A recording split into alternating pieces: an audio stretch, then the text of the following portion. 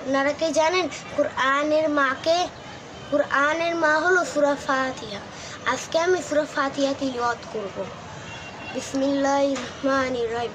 আলহামদুলিল্লাহি রাব্বিল আলামিন আর রহমানির রহিম মালিকি ইয়াউমিদ্দিন ইয়্যাকা না'বুদু ওয়া ইয়্যাকা নাস্তাঈন ইহদিনাস সিরাতাল মুস্তাকিম সিরাতাল লাযীনা আন'আমতা আলাইহিম গায়রিল মাগদুবি আলাইহিম ওয়ালাদ-দাল্লিন আমিন।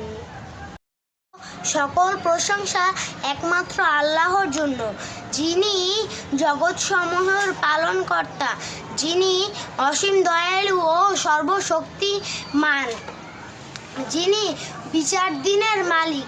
আমরা একমাত্র তারই ইবাদত করব। হে আল্লাহ, আমাদের সরল ও সহজ পথ দেখাও।